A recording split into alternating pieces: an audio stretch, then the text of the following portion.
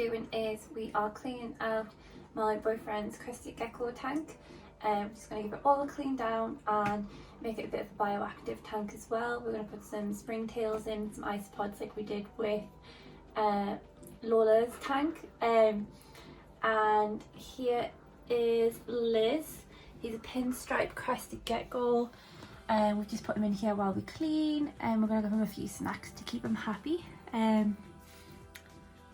I'll give him some wax worms now.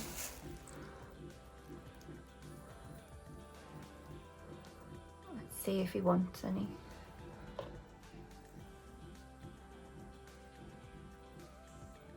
Probably not.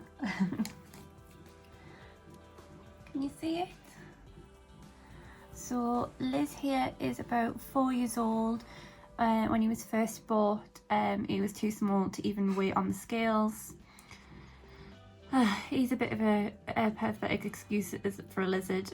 He just sits there most of the time, and then when you're least expecting it, just jumps out of his tank and just expects you to catch him. So you might need this worm, you might not, but in the meantime we'll clean his tank out and show you what's going on with that. So this is the tank at the minute. It is, I believe, a 30 centimetre by 30 centimetre by 45 centimetre tall tank. It is an Exoterra tank. It normally has a light fitted at the top, but obviously we've taken it off to do some cleaning. And as you can see, the glass is quite dirty. There's Liz in the corner there if you can see him. The glass is just dirty. That's just generally from spraying it down and from him climbing all over the tank and stuff.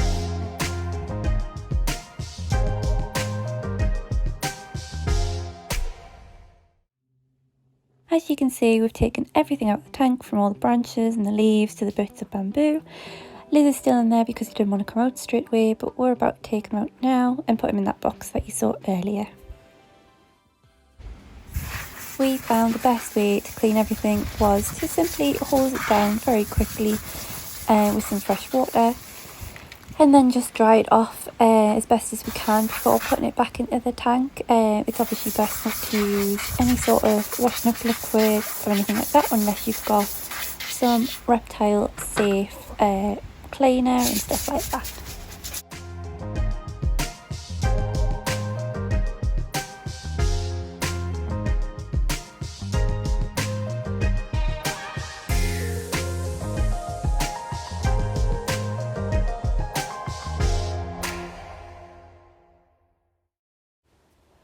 So here what we're doing is just getting all the dirt out of the bottom so that we could start fresh.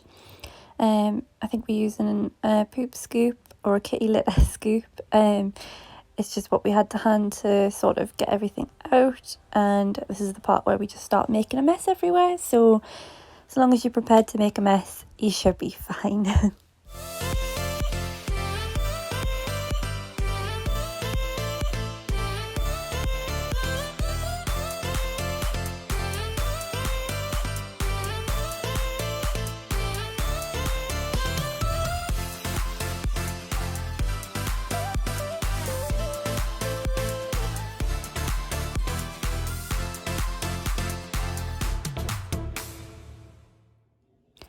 And here we are using some cleaning disinfectant that is safe for reptiles. Like I said before, it's best to only use things that are reptile safe, or if you can't, just use plain water when you can.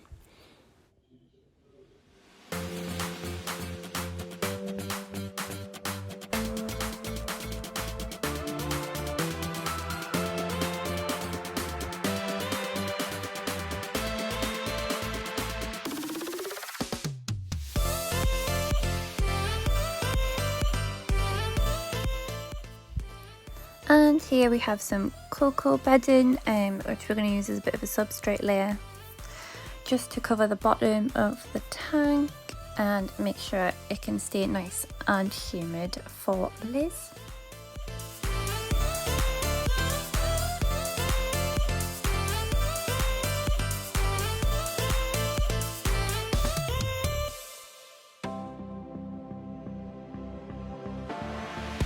This is just a homemade hide. It's just a tennis ball with a hole cut up through it, and he still loves to sit in it. So what we're doing here is we're just adding in some dwarf white tropical wood lice, and we're just going to put some of them in.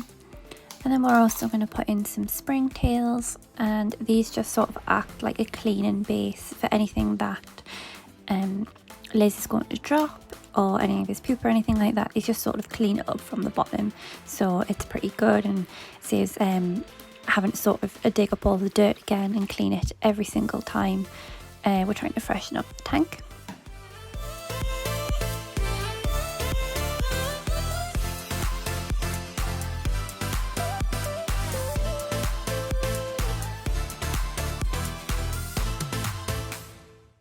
And this is our end result.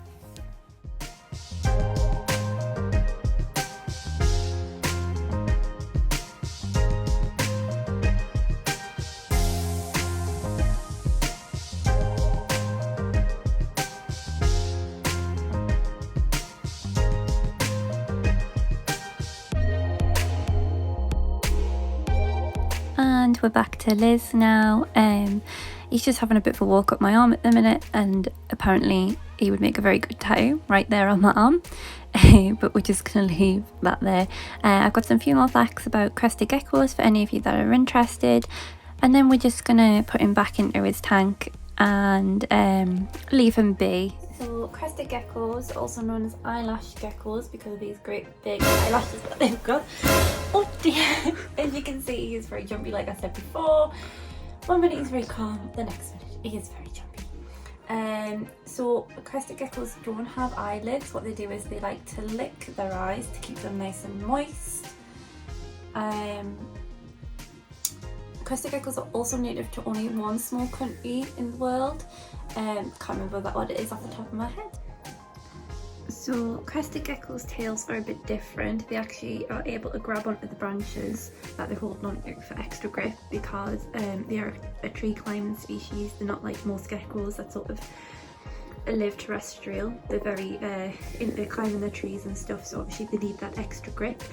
Their hands have also got special little bits on them, like hairs that help them climb up anything. This one can climb up the glass, he can climb up the twigs and everything. So his tail does not grow back if he loses it. This one's very lucky to be 4-year-old and still have his tail, considering he does like to jump. That's normally when they would lose their tail, so he's been very very good to not to have lost it yet. So no two crested geckos look alike. They're a bit like snowflakes. All of their patterns are unique to them, which means none of them are going to look the same. This little guy here is pretty dark on the sides with a yellow stripe running down his back and then a furry stripe on his tail, if you can just about see it. I think we're going to put him back in his tank now so he doesn't get too stressed out.